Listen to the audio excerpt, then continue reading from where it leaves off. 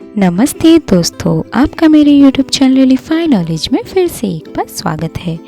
मैं शिप्राज आपके लिए फिर से 5 छोटी सी जानकारी लेकर आई हूँ। तो चलिए, पहला दोस्तों, क्या आप अमनिता मास्कारिया मशरूम के बारे में जानते हैं? इसे फ्लाई एगारिक भी कहा जाता है। फ्लाई एगारिक बच्चों की परियों की कहानी का क्लासिक टॉडस्टूल है जो सफ़ेद फ्लिक से ढकी बड़ी लाल टोपी के साथ अचूक है। यह पूरे यूरोप और उत्तरी अमेरिका में होता है।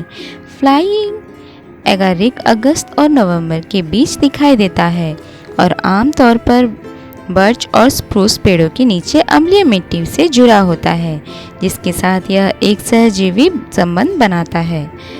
फ्लाई एगारिक का फलने वाला शरीर एक शास्त्रीय मशरूम के आकार का होता है। पूरी तरह से विकसित होने पर प्रमुख टोपी आमतौर पर व्यास में लगभग 12 सेंटीमीटर तक होती है, लेकिन कुछ नमूनों में व्यास में 30 सेंटीमीटर के आकार तक पहुंच सकती हैं। टोपी एक बहुत ही प्रमुख है जो धीरे धीरे नारंगी हो जाती है और फिर उम्र बढ़ने पर पीला हो जाता है। यह सफ़ेद या पीले रंग के धब्बे या मौसा के साथ बिखरा हुआ है, जो वास्तव में एक सुरक्षात्मक घूंघट के अवशेष हैं जो पहली बार उभरने पर पूरे मशरूम को ढक देते हैं। सफ़ेद तना 5 से 20 सेंटीमीटर लंबा होता है, जिसमें एक बेसल बल्ब होता है जो आधार के चक्कर लगाने वाले एक या अधिक रैग्ड कॉलर के रूप में सुरक्षात्मक घूंघट के अवशेष भी दिखाता है। फ्लाई एगारिक को जहरीला माना जाता है। मशरूम में साइकोएक्टिव और हेल्यूसिनोजेनिक रसायनों का वर्गीकरण होता है। ऐसा माना जाता है कि इसके सेवन से आपको हैलुसिनेशन होता है कि आपके आसपास की चीज़ें बड़ी हो गई है और आप उनसे बहुत ही छोटे हो गए हैं। दूसरा दोस्तों, क्या आप बुद्ध के हाथ के बारे जानते हैं?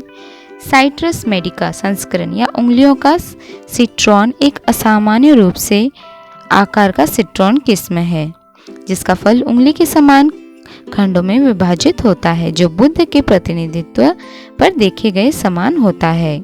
इसे अंग्रेजी, चीनी, जापानी, कोरियाई, वियतनामी और फ्रेंच में बुद्ध का हाथ कहा जाता है। इस साइट्रन किस्म की विभिन्न किस्में और विविधताएं ओपन हैंड प्रकारों से बाहरी स्पेल्ट सेगमेंट के साथ बंद हाथ प्रकारों में एक ढाल बनाती है, जिसमें उंगलियों को एक साथ रखा जाता है। यह किसी भी अन्य साइट्रॉन किस्म की तरह कांटों से ढकी लंबी अनियमित शाखाओं वाला एक झाड़ी या छोटा पेड़ है। इसके बड़े आयताकार पत्ते हल्के रंग के होते हैं और लगभग 4 से 6 इंच तक बढ़ते हैं। इसके सफ़ेद फूल बाहर से बैंगनी रंग के होते हैं और सुगंधित गुच्छों में उगते हैं। फल की उंगलियों में केवल फल का सफ़ेद भाग होता है और कभी कभी थोड़ी मात्रा में अम्लीय गूदा होता है, लेकिन उनमें से कई पूरी तरह से रसहीन होते हैं और कुछ बीज रहित होते हैं। यह समशीतोष्ण जलवायु में सबसे अच्छा बढ़ता है।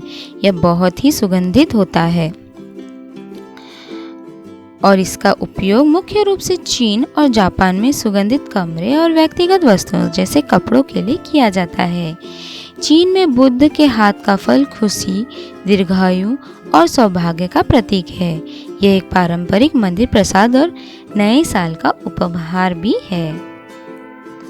तीसरा दोस्तों, क्या आप जानते हैं गौतम बुद्ध के सिर पर 108 सूखे घोंगे यानी कि स्नेल के पीछे की कहानी? गौतम बुद्ध को तो आप सभी जानते ही होंगे। बौद्ध धर्म की शुरुआत करने वाले गौतम बुद्ध हैं। गौतम बुद्ध की हर मूर्ति में आपको जो घुंघराले बाल दिखाई देते हैं वे असल में बाल नहीं, दरअसल गौतम बुद्ध के सिर पर दिखने वाले घुंघरालू बाल बहुत सारे घोंगे हैं। यह सुनकर आप हैरान हो गए होंगे कि ऐसा कैसे हो सकता है। तो आइए जानते हैं इसके पीछे की कहानी। ज्ञान प्राप्ति के लिए बौद्ध भिक्षु मुंडन करते हैं। जब गौतम बुद्ध ने अपना राज्य त्याग दिया था तो उसने भी अपनी मुंडन कर ली थी, क्योंकि आत्मज्ञान प्राप्त करने के दिशा निर्देशों में लिखा है कि आत्मज्ञान प्राप्त करने के लिए आपका मानव शरीर और मन दोनों को शुद्ध होना चाहिए। गौतम बुद्ध के सिर पर कैसे आया घोंगा? कहा जाता है कि एक बार गौतम बुद्ध ध्यान में इस तरह लीन हो गए थे कि उन्हें बाहरी दुनिया के बारे में कुछ नहीं पता था और उस समय मौसम गर्म था और सूर्य गौतम बुद्ध के सिर के ठीक ऊपर था। उसी समय एक घोंघा जमीन पर अपना रास्ता बना रहा था। उसने देखा कि बुद्ध उस गर्मी में ध्यान लगा रहे थे। गौतम बुद्ध का गर्मी के कारण ध्यान न भटके इसलिए एक एक करके 108 घोंघे उनके सिर पर जा बैठे, जिससे गर्मी के कारण उन 108 घोंघे की मृत्यु हो गई। ये 108 घोंघों ने भगवान बुद्ध को ज्ञान दिलाने के लिए अपनी जान दे दी। चौथा, दोस्तों, क्या आप बोएनथ्रोपी डिसऑर्डर के बारे में जानते हैं?